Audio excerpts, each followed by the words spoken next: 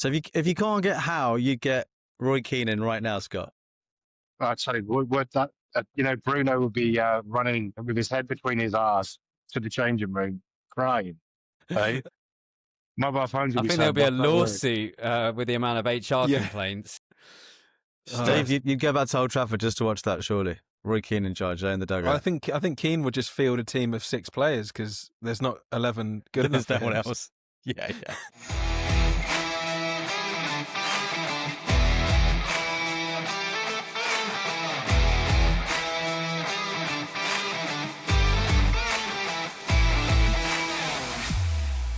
Let's kick it off.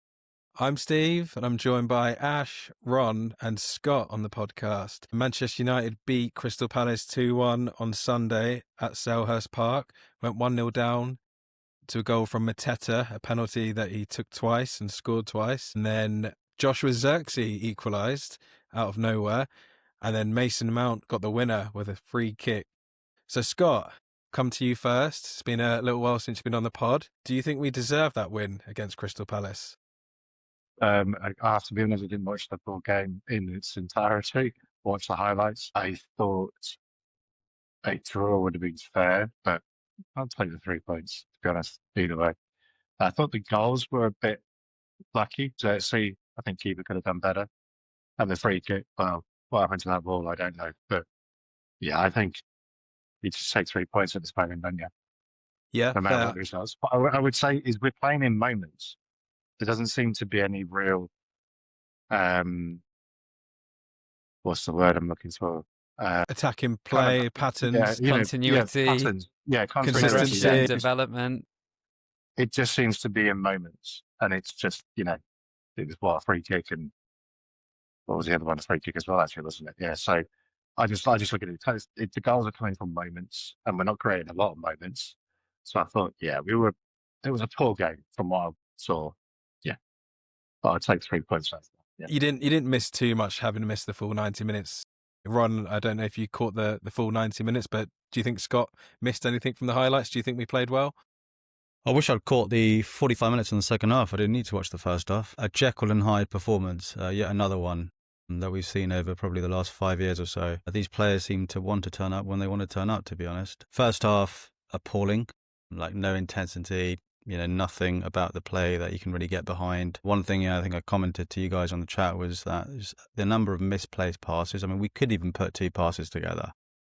And, if you just were to literally put the first half and second half side by side, you could see the desire, the hunger in the second half was there. And the first half, it just wasn't. I'd love to be in the dressing room at half time in terms of what was said, because second half was just where it needed to be. From minute one, you could see the players were really tracking down the opposition. The passing was there, the tempo, the speed of the play, exactly what we expect of a Man United team. And the goals were brilliant. I mean, Zirkzee's finish, did not see that coming at all. Not because it was Zirkzee, but anyone to finish from that position. So you've got to give him credit there. And then, Mason Mount as well. And Bruno picks up 2 assists. So I don't know if anyone has had them in a fantasy team, but 2 assists for Bruno. I took him out, annoyingly. I played the free hit and took him out. So typical. And I took Mateta out as well, I think. Yeah, had to be. Yeah, typical, isn't it? But no, I think overall, the second half, very good. Did we deserve the win? I'm probably a bit like Scott. I think probably a draw would have been a fair result. But we're not complaining. A win's a win. So the trouble we've got with this team is West Ham on Thursday. And, you don't start well, all of a sudden, it's back to the drawing board again. You just don't know what you're going to get at the moment with United. And that's been not just this season's problem, but as I said, been the problem for the last many a season now. Yeah.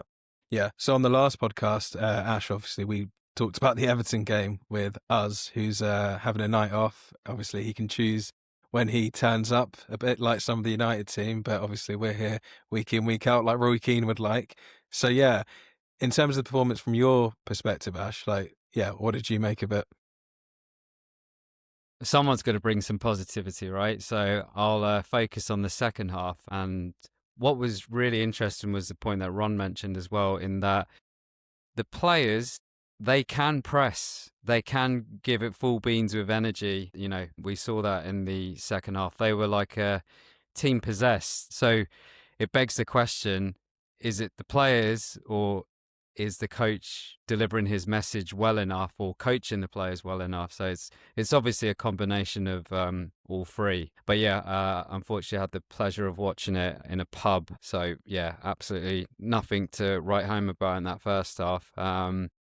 And then, yeah, the second half, I think the fight was the most impressive thing to dig out a result. So we talked about that with the Forest and Spurs games and the ability to come back, because we know last season, had we gone into the last 5 minutes of a game, we probably wouldn't have come back and lost even more so.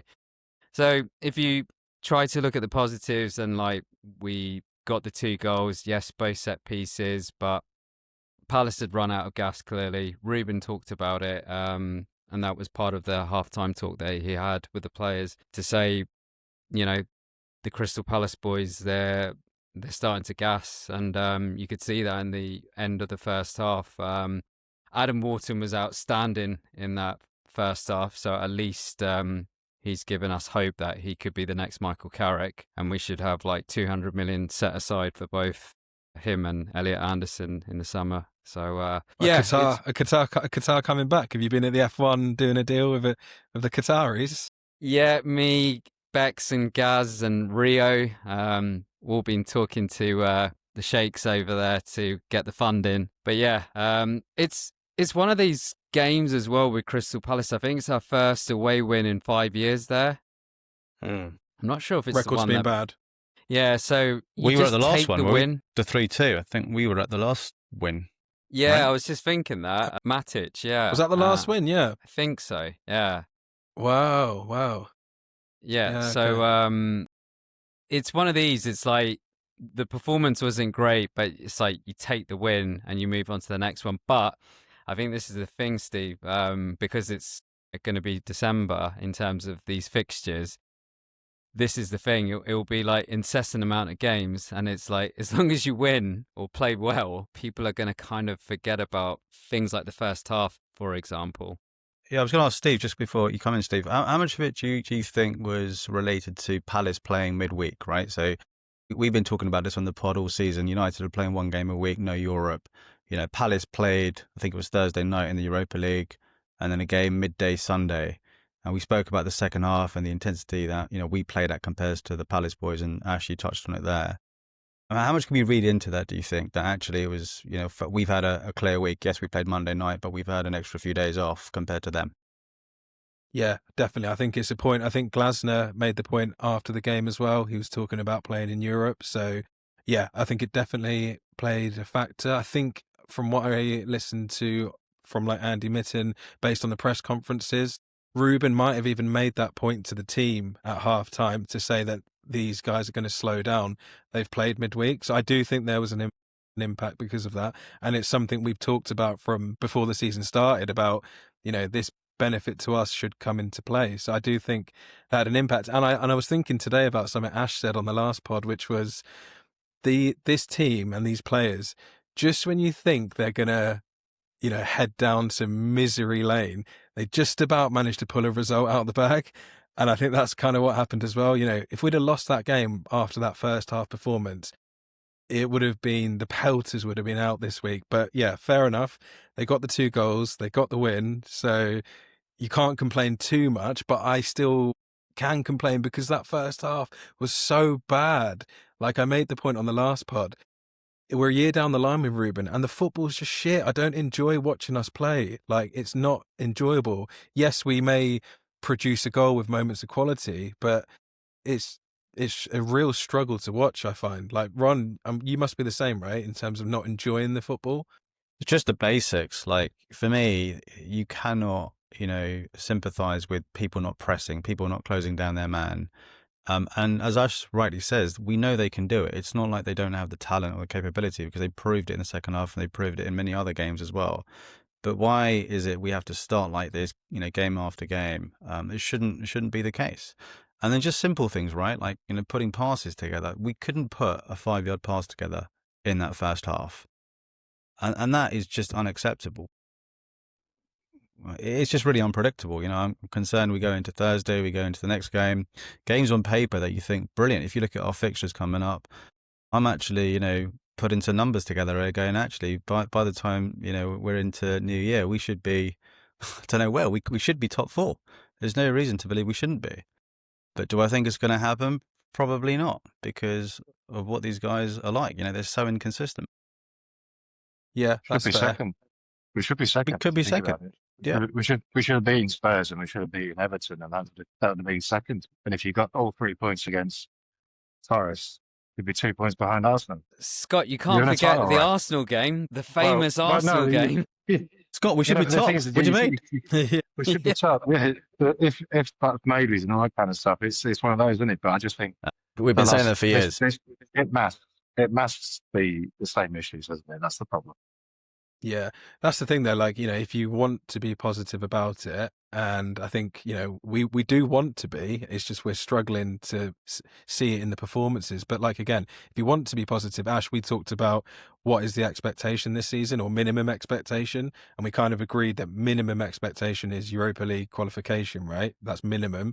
You'd like to think we can sneak into the Champions League, but if we look at the league table now, we're 7th, so we're basically around par or just under par, you could argue. Yeah, no, we're par.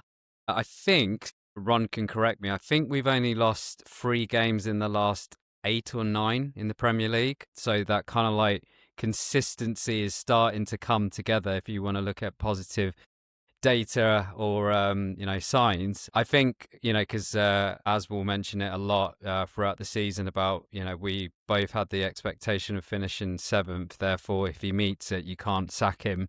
You definitely can sack him because it depends on how you get 7th. So the process is important in all this. Van Gaal will be pleased to hear that. So yeah, we will have to see. It's so difficult to make a judgment even in December because there's so many games and they're going to come thick and fast, and even we won't remember some of these first half or second half displays in the upcoming games, because as long as you get points and like a decent amount of points, and yeah, we could be top 4 top 5 like clear run going into like January February, and then yeah, there's going to be absolutely no appetite even for me for change, because it's like you're so close to the summer at that point, you might as well just let it go out to the summer if you have to replace him. But obviously, we're hoping that, the results can carry on. But yeah, we need some performances starting on Thursday. See, I think you do remember.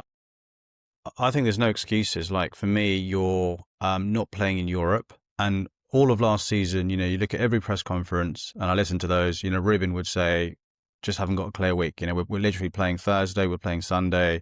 We're just trying to patch a team together. And fair enough, to a certain degree, okay, that makes sense.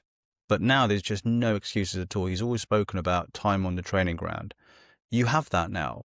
And the performance against Everton, 10 men, and you can't beat a team with 10 men at home. And then you walk into Palace. So we've had 2 games after the international break. And for a game and a half, we've been absolutely shocking in terms of performance.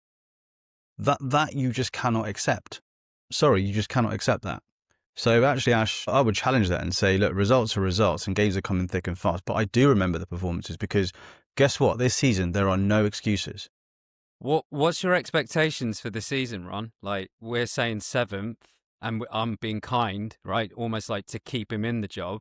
What's yours? I think before the season started. If we get Europe, then I can't see Ineos getting rid of him.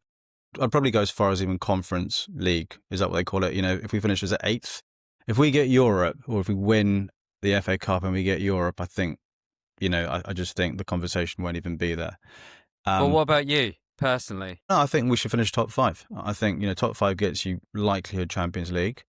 And because we haven't got Europe and the others do, then, that gives us such a huge advantage. And I've seen teams, in prior year gone by, like Newcastle, for example, haven't had Europe, get Champions League. Aston Villa, I think maybe didn't have Europe one season and got Champions League. Teams like that typically finish in the top 4, top 5 without Europe playing 1 game a week. And perhaps it's a bit early because maybe the knock-on effect of it will be impacted as we go later down the line in the season, come February, March, April time. Perhaps a knock-on effect there and we'll really benefit from that. But my expectation should be without Europe playing 1 game a week, this team, this squad, with a competent manager should finish top 5. 2 quick points on that. The Champions League, I was arguing with us about it last week. It should actually kick in now because they're still playing champs, right? All the teams around us, they're going to be playing champs. So theoretically, we've got 3 weeks, as in like a free week to train and do whatever Ruben wants.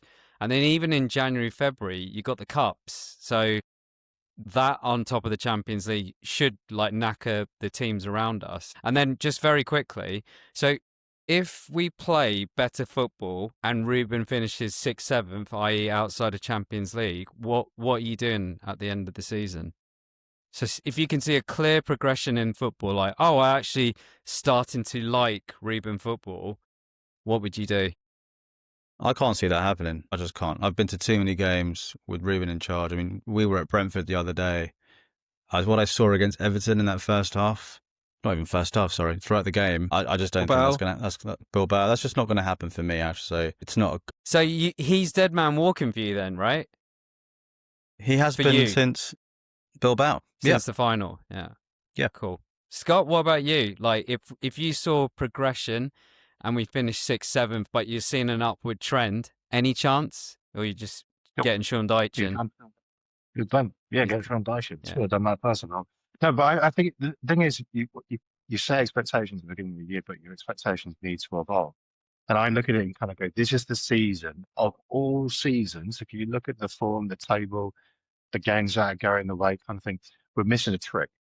We've missed opportunities where, like I said, if by some maybes and all that kind of stuff, we could have been second. But you look at it now and look at the teams that are above us and look at the teams that are below us. If you look at Newcastle, you look at Spurs, you look at Liverpool, technically, on paper, you could argue they've got a better squad than us, and they will come good. So do they overtake us?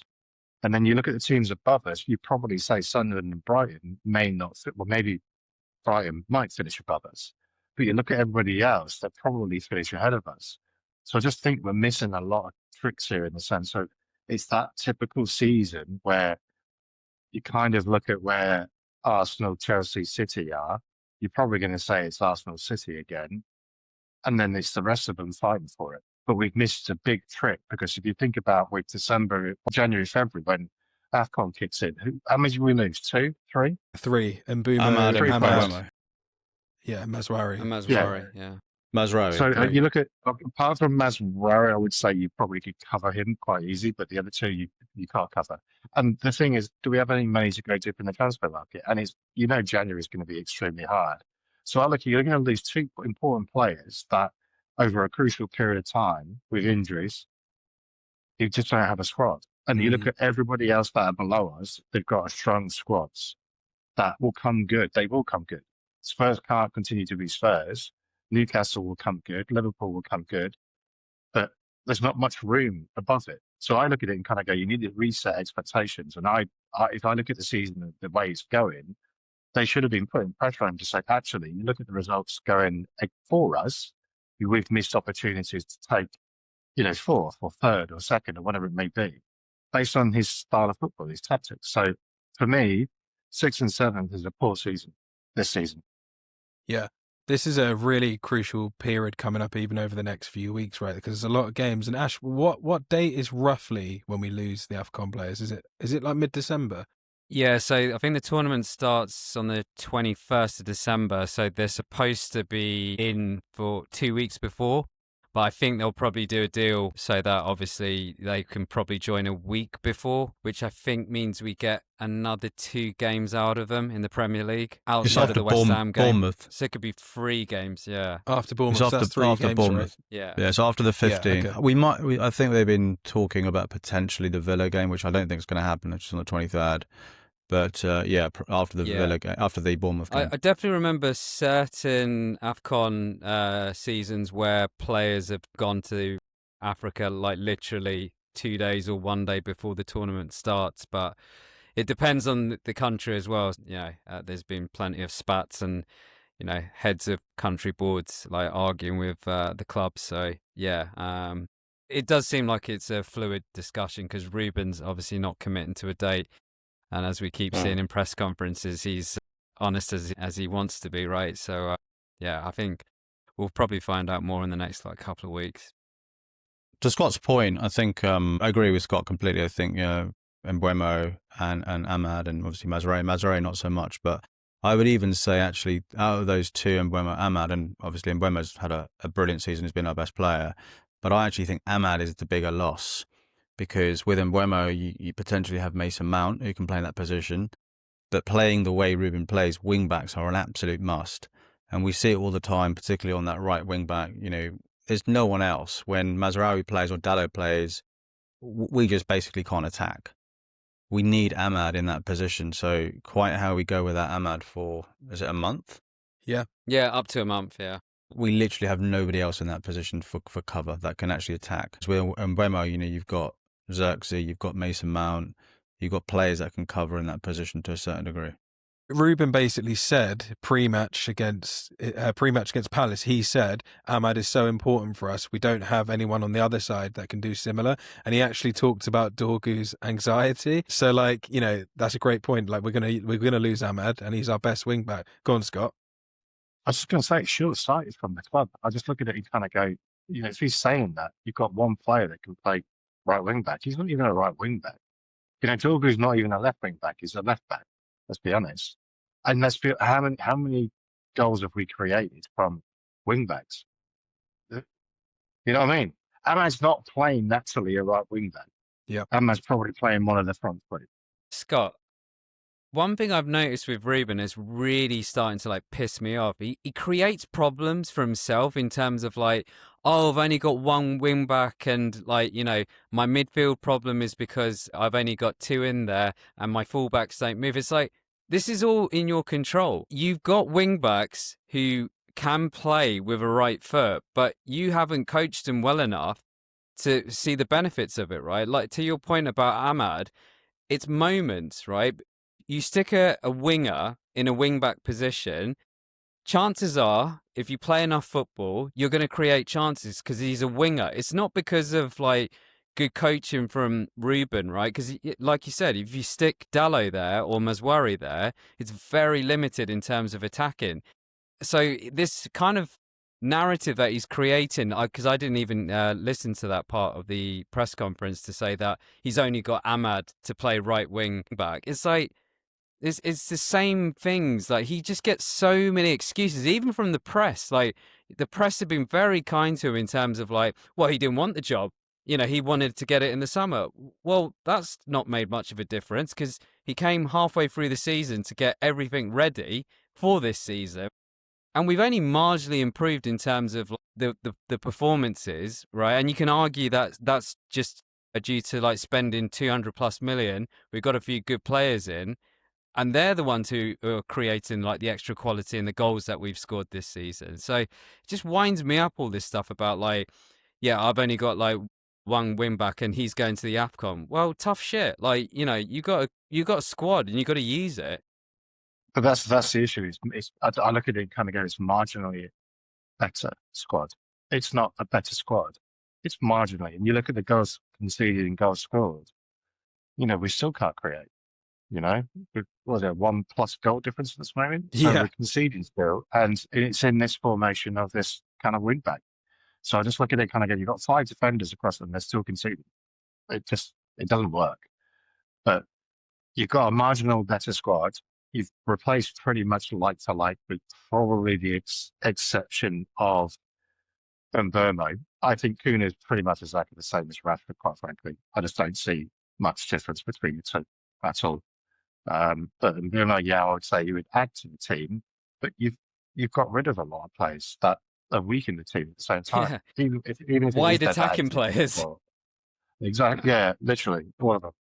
And then, to compound it, I know Dalot had a good game yesterday, but it's if you play Marion Fellaini enough times, he'll have a decent game. And it's the same with Dalot. You play him 20 times, he will have one good game, which happened to be yesterday. But him as an inverted wing back, I mean, Christ, that's killer. And the worst That's thing is absolutely that killer. He keeps doing it, right? So, the definition of insanity is basically to keep doing the same thing over and over again when you're making mistakes. And fair enough, you try it once, you try it twice, you try it 3 times, but he's been doing this now for a season and a half. How on earth can you play 2 defensive wing backs, right? It never seems to work for us. I get it. Sometimes in a really big away game, Liverpool away, Arsenal away, fair enough. So that you're talking, 2 or 3 times a season, no problem at all away from home. But I look at that game at home to Everton, right? And I saw that lineup and I saw 2 defensive fullbacks and Ahmad playing in the number 10. Now, I know that Cunha was out, but you can solve that in other ways. And Ahmad at home is not playing in a wing-back position. You've got a defensive player in there. That for me, and what it does as well, it just sends the message out to your own team, but also to the opposition, that actually we're here to contain a little bit more than we should be. This is a home game. Go and win the game. Go and attack. Go and create chances. Steve, I need an answer from you on that question that I gave to Run and Scott. Like, what's your take on it? Like, if you see development in Ruben's football, but we finish 6th, 7th, is that acceptable come the end of the season? Kind of agree with Ron. I don't see it happening. It might happen to a certain degree because we're playing so badly now that even a small improvement, is possible. But yeah, for me, it's a matter of time. It's done. I think in the summer, I would 100% make a change if I was in charge. Again, to Ron's point, I don't know if Ineos will because it makes them look bad if they have to get rid of him. Will. If he gets Yeah, 6th, 7th, I don't think they will. If he gets Europe, he'll stay. It'll be interesting to see if Ruben misses out on Europe, what they do. And I think in that case, surely he would have to go, given he's had nearly 2 years in charge. So yeah, for me, it's a matter of, Southgate will be available. Well, Southgate's available now, so that's the other thing. It's more feasible in the summer to your point that you guys have been telling me for months, right? Wait till the summer because there's even more options available. Possibly. I was thinking about this the other day, and I think basically what happened 12 months ago is Jim got impatient because they came in 2 years ago, and I know I'm boring banging on about Ineos again, but I have to touch on it because what we're seeing on the pitch is a result of decisions that have been made higher up at the club going back 12, 24 months, and we're seeing the impact, day to day on the pitch. For example, we've got no left wing back. We have Ruben, a wing back manager. We have no left wing back for him. That's not on Ruben per se, that's with recruitment as well. So it's just that overall vision has been lacking. So going back to it, like I think Jim just got impatient. Like they'd set the club up in a decent way where they knew they needed to sort out recruitment. They'd given Ten Hag the contract and he just lost patience and sacked Ten Hag, sacked Ashworth and brought in this 5 at the back manager mid-season. And that's where it all went wrong. And now we're just in this position now of the football's shit week to week. Like, you can't kid yourself, even if you're Ruben in. The football is utter shit. I said it on the last pod. So I've told you guys before, I feel a bit in limbo. I'm not going to Old Trafford because I'm against the regime. I'm just like, I'm waiting for the summer, in all honesty. That's what I'm waiting to see where we get. Obviously, I want us to succeed. I'd like us to sneak in the Champions League, but I'm just not enjoying watching us. Is the simple version. Steve, your bigger point here then is basically Ineos, right? Because what you're saying is you don't back them to get it right again. So, if we fire Ruben, let's just say, what's their solution? You don't trust this regime to get the right appointment in based on what they've done in the past. Yeah, I don't. I think the decision making at the club is in the wrong place. Jim is making way too many decisions. He's making football decisions.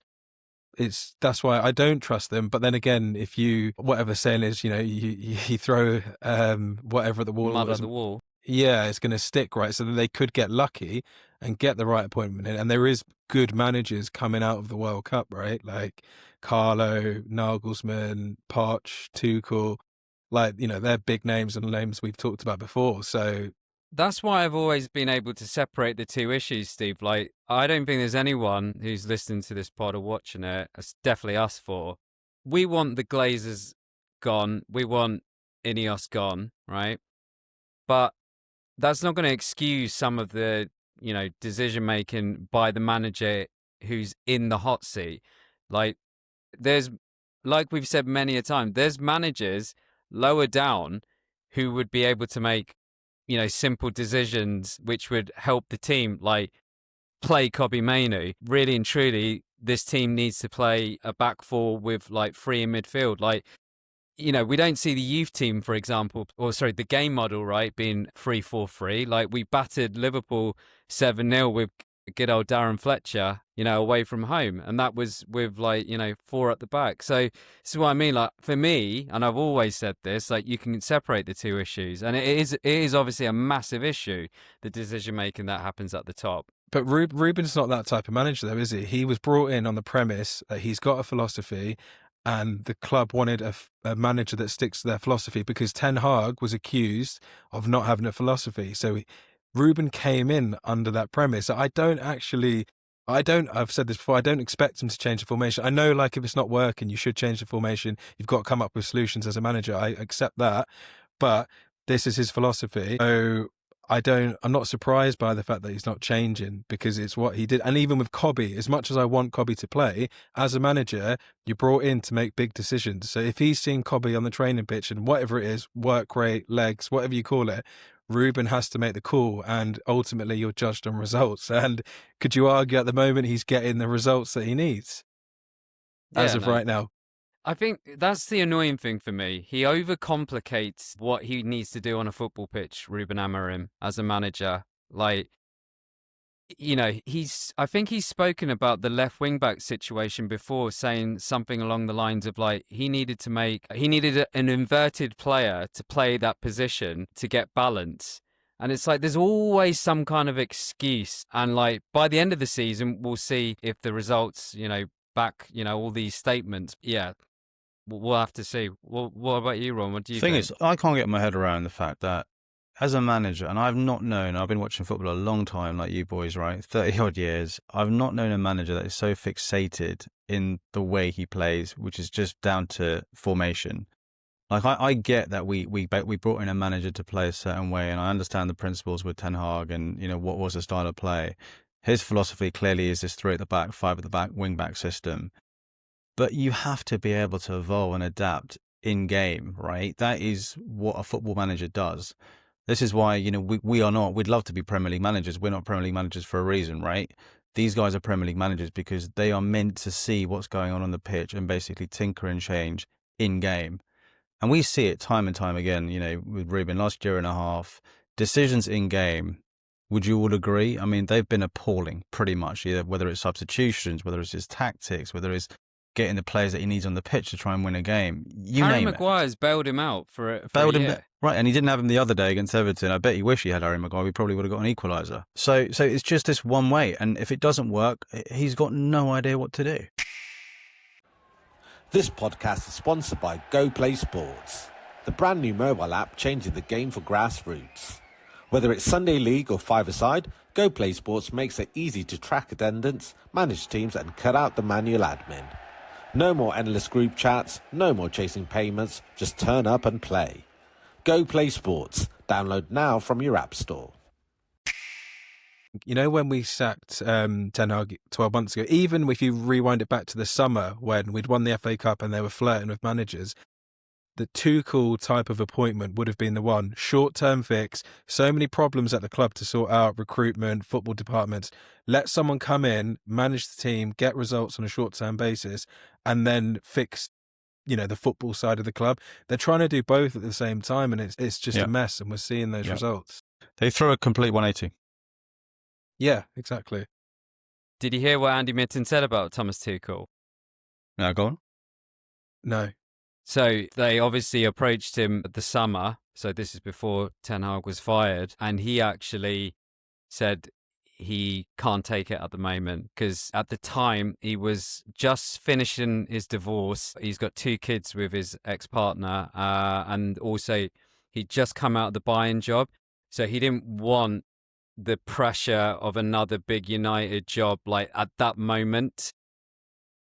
So, yeah. So he took the England job instead. No, but look, that was a few months down the line. But I mean, look, I don't know. It still could have been a case that Ineos were being absolutely tight and not, wanting to offer him the salary that he would have needed. He'd take it after the World Cup, though, wouldn't he? You give it to him after. Yeah, you would have thought so. After the US, he'll take it. Yeah. Although AJ, friend of the pod, thinks that no top manager would want the United job. Apparently, we can't attract the big names anymore. We'll see about that. But can I just ask you all? Actually, I want to come to you all on this. Let's Scott, go back to you because you're not convinced by Ruben. I don't think any of us are. But 2 questions. One, would you still fire him now, as in mid-season? And if you are, who are you bringing in? Or secondly, are you willing to wait until the summer, given the names that are becoming available? The season that we're having at this moment, I would do it now because it's the opportunity to get into Champions League. And I think, do you really want to spend the second half of the season watching this and basically win 2 out of 5 or 2 out of 6? It's one of those where I just can't do it anymore. Who are you bringing in This there? guy- Your man Daishi's gone. Southgate's still available. Well, the So thing is, who's it going to be? there's two. There's two. I think you either get Eddie, given Mid-season? the situation that's the moment, mid-season. Mid-season? You get, You've got you get- Qatar. you You've get- got Qatar on the no, books.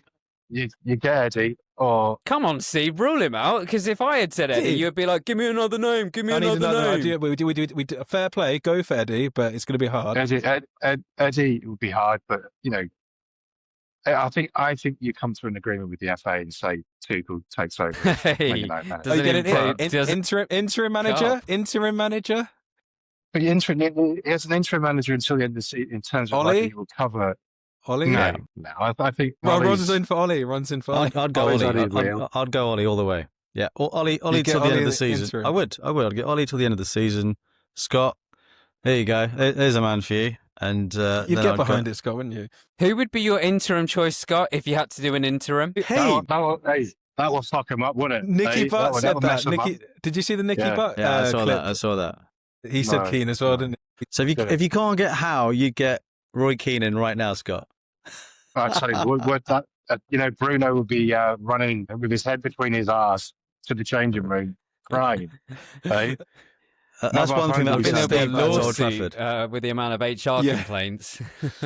Steve, you'd go back yeah. to Old Trafford just to watch that, surely. Roy Keane in charge, in the dugout. I think Keane would just field a team of 6 players because there's not 11 good There's enough. no for one him, else. so he would just Yeah, yeah. Scott and Ron, you were basically saying there that you would get rid of him mid-season at this point. Ash, would you? Now that I know Eddie Howe's back on the table, then yeah, I'll change because I know that Eddie Howe won't need too much time to get that team playing well in a style and a formation that United fans will get on board with.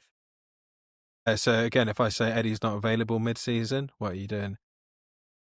Yeah, I can still find a manager that I would be happy with. And would you go for an interim or a permanent?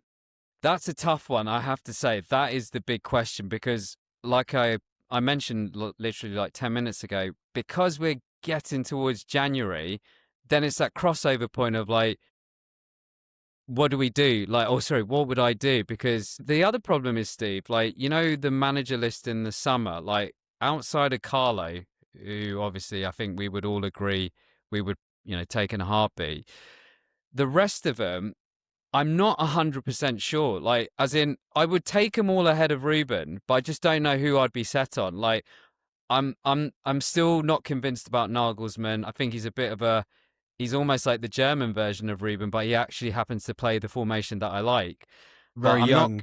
38 Yeah, years but old, I'm not isn't sure I'm still not quite sure. It was a disaster at Bayern Munich, and he's doing okay at Germany. And this is the thing: if he wins the World Cup, he'll look like a superstar. Thomas Tuchel. I mean, I don't know if you remember when we were talking about it. Yeah, if you're talking short-term impact, no problem. But you have to be prepared. You already have to plan for him leaving in 18 to 24 months because he will not last no longer than 2 years. So yeah, it's tricky. Like, I obviously was the number one Poch fan along with you, Steve, in 2019. But I think the moment's gone. Even if he done a really good World Cup with USA. So gun to your head, like right now, if I said you have to bring in a manager mid-season, you could bring in an interim and obviously, take your pick in the summer. What are you doing? So in terms of interim, obviously Ollie's been mentioned. I was like, yeah, I could get on board with that just because of the football, as in like just to see it till the end of the season. I don't know if he'll get you 5th. But here's the other interesting choice, but I think I'm probably looking through, rose-tinted glasses. Michael Carrick, as he's just finished with Middlesbrough, so he's fresh out the game. He knows, what's needed to get these modern players thinking. But it could be a bit like Ryan Giggs. You remember when Giggsy got it, It was great for the first game, and then I think we lost to like Norwich or something like that, and it was just like, yeah, this can't actually work. So that's the problem with Michael Carrick. No, you didn't give Scott an out with Eddie Howe, so I'm going with Eddie Howe as well. I know you're trying to get me to say Marco Silva, but like, I'm not. I'm genuinely just asking who you yeah, go no, for. I'd say Eddie Howe is top choice. I mean, look, I mean, if you want a choice outside of Eddie Howe, let's go and get Iraola now. Let's go and get him. Yeah, all right. Well, we're playing Bournemouth in a couple of weeks. So the next two fixtures I think are pretty huge, right? We've got West Ham at home on Thursday, and then we've got Wolves away on Monday. Surely we've got to be expecting 6 points from them two games, Ron. Have you seen us play the last two games? It's true. That's true. I wish Az was on the pod. That's what I mean. I can't even expect us to beat these two shit teams. This is what our standards have come to. Well, you can't expect anything, honestly. I mean, yeah. Could any of you, hand on heart, say we're going to beat West Ham? Not based on the Thursday? performance, but just as a club with what we're striving for. Surely I can expect that we can beat. We should be beating those two teams. We'll draw against West Ham. We will lose again. I think we'll lose against Wolves. I can see and that I think we will. Well, then he's got to We will go. draw He's got to against go this time next week.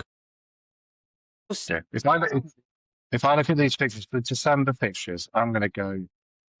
We'll draw West Ham. We'll lose against Wolves. We'll draw against Bournemouth. We'll probably get beat by Villa. And then we've lost the AFCON players before that Yep. Villa game, by the way. Okay. So I think, we'll get beat by Villa. I think Newcastle will beat Newcastle at home, and then we'll beat Wolves at home. You think Ruben can do Eddie Howe without Brian? You're going to do the deal with Eddie that night, aren't you? Yeah. Guys, just So- one other shout, because his contract actually ends in the summer, and he had a pop at his board yesterday for not buying. What about Ollie Glasner? He said also that his preferred formation is Would he not play three at the back at United? but he'd probably coach it better. Yeah. It doesn't get me excited, I'll be honest. No, no. You might as well get Sean Dyson. no. Yay!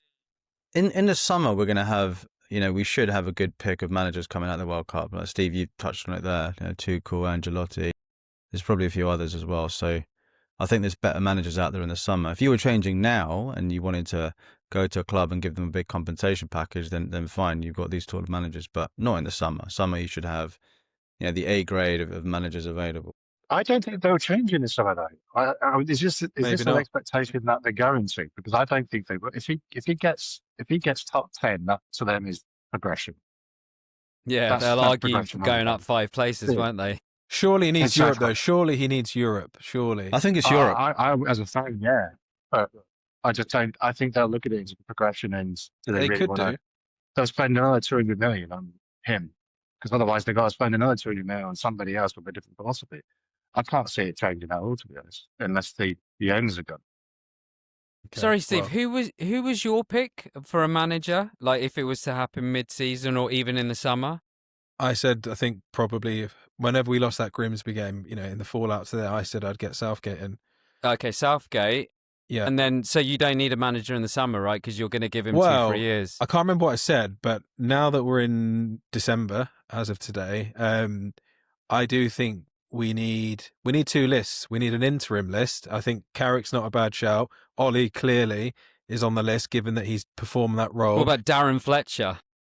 Fletcher, Keane, these are probably your outsiders. But I think we need, if we like planning, right? You do scenario planning, so we need an interim, and the club should have this, right? If they've got anything about them, which I don't think we think they do, You don't. they should have an interim list and they should have a permanent list, right? They should. Give me They your sh- summer choice then, because you've been big on, waiting for the summer. You must have an outstanding candidate. Yeah. So again, you mentioned him, Nagelsmann. I was the reason I know his age 38 is because I was googling him the other day. He sounds like a sexy name. We know he's done good stuff. Then he got the big job at Bayern. I know it didn't work out for him at Bayern, but that gave him the experience of managing at a top club. And now obviously he's managing Germany, one of the biggest nations in Europe. So he's got the big team or big club experience. I don't know why, but that Ollie beat him. fair enough. But that I don't know, that name excites me, like I said. Would you make a change now, Steve? Like right now, that we could get top 5 realistically. Would you make a change? I would, because I'm not enjoying watching us, and that for me, that's the fundamental question as a United fan. Do you enjoy watching us play football? And if the answer is no, the next question for me is, are we challenging for the title? If the answer to that is yes, I can live with not enjoying the football too much because we're up there competing, and that's what I didn't mind with Jose. But if I'm not enjoying the football and we're happy with 7th, then You might as well that is change, just right? not that's not United, is it? Yeah. Fair enough. Ash, who was director of football, by the way? Is it Ralph? The Ah, director of yeah. Yeah, he was at Yeah, Leipzig, so- right? Yeah. Leipzig, yeah. There you go. There's your answer. Ralph's coming back, and you got Nagelsmann. You get Ralph. Yeah, you get Ralph as director of football, and and then you can Nagelsmann have as your manager. surgery. Yeah, exactly. Which we still need. So, Ron, I've got a question for you. So, look, we don't think a manager change is imminent, but we'll see how the season plays out. We know the impact AFCON is going to have. If we could do some business in January, whether it's a sign in, it's not going to be budget available, max 50 million, probably not even that, or even a loan. What positions are you looking at that can come in and have the most impact within the squad? I know there's Definitely. multiple, so it's tough. Yeah. Where do I start? I think we have to obviously look at wing backs. I'm with you boys. We've discussed it already. Like, apart from Ahmad, we just don't have wing backs. And this formation, if we're going to stick with Ruben and you're going to say, look, forget this year, but he's going to stay beyond the summer, then we have to address that wing back position. So that would be where I'd go to. And then obviously midfield, right? I mean, that's just a glaring hole. Even yesterday in that first half, and I know first half was absolutely atrocious, but the amount of times Palace just broke on us and the whole midfield was just vacated. And this is what happens, unfortunately, when you play Bruno in midfield. So those are the two areas I think immediately needs to be impacted. What I'm really pleased about, and I thought in the summer, my word, we need to get a new goalkeeper. We haven't mentioned Lemens in this pod. He has been phenomenal. If you look at our results since he's started to keep, I think we've lost, is it one? Obviously, at the Everton game. Yeah. Is that right? I don't think we've lost another one. No, we haven't lost another one. No, So it's just Everton. Right. So let's not kid ourselves there. The goalkeeper position is absolutely crucial, and we seem to have locked that down. So that provides a certain level of security going forwards. And then defensively, I don't think at the moment centre backs are well stocked. And then we've got the number 10 position. Sesko, we still don't know. I think we've got to give him more time. Jury's out there, but let's see how we go. So it'll be the wing backs and the midfield positions for sure. Yeah, I think we all agree with that, right? Any other positions you guys are thinking? No other position, but I've been meaning to make this comment for a few weeks, so it's good I'm actually doing it on a pod where Ruben's won, so it doesn't look like I'm being just, instant. I think if Ruben had Adam Wharton and Elliot Anderson in the middle of the park, we would still probably be playing football of this nature, in that we're not enjoying it because it's a system issue. And I do think that there is, whether it's communication or, he can't just transcend his message to the players. It's almost getting to the point I'm thinking, if he had every single player he wanted in the positions, I'm still not sure if he could get a tune out of this team to the level that we want, right? Because if we're talking that level of he can get the player he wants in every single position, that means not only should you be challenging for the league, you should be winning the league. And I just don't think any of that is feasible. So yeah, that's probably. So that's interesting, actually. You think if we signed Anderson and Walton, you don't think the football would improve? I think we would probably we'll finish higher. For the same reason we're going to finish higher this season, because we've got Brian Mbeumo and Cunha in, right? But that's not because of the manager. That's just because we've upgraded the they're better positions. players. They're better players. And this is why I'm big on both of them. We should we missed out a couple summers ago on Declan Rice and Caicedo, right? We should have gone for both of them, or at least get one of them. And we had the opportunity to get at least one. We have to try and at least go for both of them, because in the end, I think we got Mason Mount the summer that we should have got either Declan or Caicedo or both, right? And it's the same this summer. There should be 200 plus million, because we've just seen what's happened when you spend 100 million on a central midfielder. these guys play for multiple years, and I think that will be the case with both Wharton and with Elliot Anderson. I don't think either of them are worth 100, but it's the going rate. And if you're going to do it, at least you can buy them to irrelevant of the manager. But yeah, like in terms of like Ruben, yep, will improve, but that's because the players are better. But the style and everything like that, I think that is marginal. Scott, what positions are you looking at? I think January, given we've probably got limited funds, I will bring Rash back, Hoyland back, and go get Scott. Yeah. You know what I mean? Yeah. We should have never sold him in the first place, but I think when you look at it, they did it for a reason. See, that's interesting, right? Because there's no way Rash is coming back under Ruben, but if you've got an interim in, Ollie, Carrick, whoever, they could get Rashford back and integrate him. So that's interesting. Not in January. He's too happy in Barcelona. But Only if Barcelona can't pay in the summer, which is a possibility, that's the only way he's coming back. He's too happy. Well, it might be happy, but I don't care if he's happy or not. I want him playing football. I'm Man United, not fucking Barcelona. And to be honest, I agree with Ash in the sense that you can put the best player in every single position, and this guy will still not win you a league. He will not. He can't coach. He's not a coach. He can't coach these players to be better. And no matter who you put in, we could have Mbappe up front, and he'll probably score 10 goals, not 30. Just the formation, the coaching, it just doesn't work with this guy in charge. So I agree with that. But I think for January, there's going to be limited funds, so I think they're going to be doing wheeling and dealing. And I think it's a push. It's nice to have these 100 million players but I don't think they're going to do it. I think they're going to go for that middle ground of, that 60, 80 plus, maybe. But I don't think they're going to go down to that 100 million mark and get these players. Just don't think they've got the funds to basically fill all these positions that they need desperately. If you think about it, we've got no wing backs. And apparently we need to get wing backs for this philosophy. That's going to cost you 40, 50 million at least on a semi-decent wing back. But what's the point of buying him wing back, Scott? Because this is the funny thing. We spent 40 million on Dorgu, right? So 40 million did go into the wing back position. So I think we actually had a discussion about this in a lovely restaurant in Bilbao with Steve and Ron. We shouldn't buy players for the manager then. We're not buying them for the manager. We're not buying them for the club. We're not buying them for philosophy as the club. We're buying them for the manager's philosophy. So Dorgu is a left back. He's not a left wing back. So you look at that and kind of go, can he be coachable to be a left wing back? Do you have a manager that can coach Dorgu to be a left wing back? It's debatable in the sense that can Dorgu play that left wing back role? I think his crossing assist ratio at this moment are awful. So is he a good left back? Yes. Is he our best left back? Questionable, because I think with Luke Shaw fully fit, he's our best left back. Actually, probably you could argue Luke Shaw is our best left wing back because he can play that position.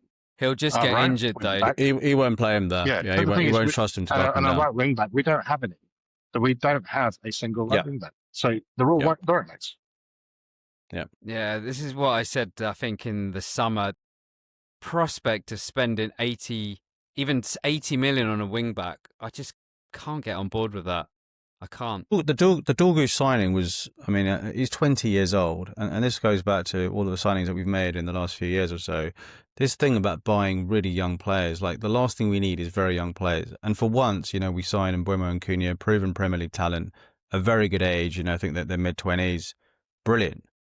But the Dorgu signing has been, you could add it to one of the worst signings we've made in the last 5 or 6 years. And, there's been countless of those, right? He's been atrocious, Dorgu. I said it on the last pod, Ron. He needs a loan. He should be playing in the Premier League at, I don't know, whoever, Everton, you name it. He is not ready to be a first teamer at Manchester United. And you can't learn. And that's what Steve's saying as well, right? Ineos, they're effectively all learning together, Ineos, the manager, and the players. You can't do all three together. Otherwise, you're going to end up where we are. Yeah, and the issue with Dorgu is that when he doesn't play, which is obviously a lot of the time because he's not very good, you end up playing Dalot at left wing back. And we all know about Dalot playing left wing back and what happens there. It's just too predictable. Soldier. Yeah. It'll give you the fist bump though, Ash, in the crowd. Exactly. What The else do thing you is, need? if you look at the two players you're probably talking about is what the Davis guy at Bayern Munich. So he's going to set you close to 80 million to go buy him as a left wing back, and the guy at PSG, I can't pronounce his name. Hakimi? Yeah, Hakimi. So again, he's going to cost you plus 80, 90 million to get out of PSG. So straight away, you've probably got the two best left and right wing backs in world football are Trent. You know what I mean? You're not going to get Trent. So those two players, are they really going to make that much of a difference to our football club, our football team? I Can just I don't just see it. say, No. lads, though, this is my point when, like, you know, God, I'd love to have Alphonso Davies and Hakimi, but even on yesterday's game, Crystal Palace had Daniel Munez, who no one knew about, and Mitchell. And they have the balance and they have everything that we're craving for in wing backs. Just look at FPL. I'm sure one of you guys have got one of these guys in, right? So again, it goes back to like, why does it always have to be the case with Ruben? He needs like the best of the best, or like, you know, even me, I'm saying like £100 million like central midfielders. Like, Steve, like, talk to me. Like, what, you know, Palace have you know, these guys without spending probably even, I don't know, 20 million between them. And we have to spend potentially 200 million for players who won't even come to us because they play for two of the biggest clubs in the world. Yeah, it's that point, isn't it? Scott mentioned about coaching players. Like, yes, you need good players within the squad in the first team, but also as a coach, you need to get more out of existing players. You know, you can't have world beaters in every position. And we've not seen that under Ruben. No one has improved really, right? No, you can look to any of them and say, oh yeah, they've clearly improved. Mainu is a clear example of the opposite. He's gone backwards, you know, our most talented youngster. So this is the thing. We're Not yesterday, Steve. 1 yeah, minute. a piss take. Like, what's the point for three minutes on the pitch? But we've not seen any player improve. We've just seen moments. We've seen Harry Maguire late goals. We've seen bits of quality. There's no attacking patterns. So, Ron, I'm going to let you close it. Any AOB, give us some hope. We've got some decent fixtures coming up. Tell me what's going to happen in this upcoming run. Well, Scott had me excited there. He said that we could have been second. So actually, and you know me, I'm counting the 3 points that we could potentially have in the next few games. So in theory, on paper, you know, look, West Ham at home, Wolves away, Bournemouth at home. It's got to be 6 points. It's got to be 6 points. Those first two games, Ron, that's 6 points minimum. Please tell me that. They have to be 6 points. They have to be. Yeah. But again, I've seen every minute of the last two games. I have zero confidence that we're going to pick up 6 points. Yeah, but Ron, we're scoring goals this season. Come on. Like, surely we've got enough to beat these guys. We're also conceding. Our goal difference is +1, my friend. Better than Liverpool, though. Better than Liverpool. There's a positive for you to wrap up. There you go. We're above Liverpool in the table. If but some maybes in there, and after like this, if my mum had balls, she'd be my dad. Probably Max. Yeah, Max Verstappen quote there, Scotty. It's always plus and maybe, isn't it? Who knows? Yeah, look, we'll see. We've got good fixtures on paper coming up. It's West Ham at home on Thursday. It's Wolves away Monday night after that, and then it's Bournemouth at home a week after that. So yeah, Bournemouth is a tougher fixture on paper. I'm saying we need 6 points minimum from the next two, but I totally take Ron's point. Do I believe that? Absolutely not, based on how it plays. But yeah, we'll see how it plays out. So thanks for joining us on this episode, and we'll catch you on the next one.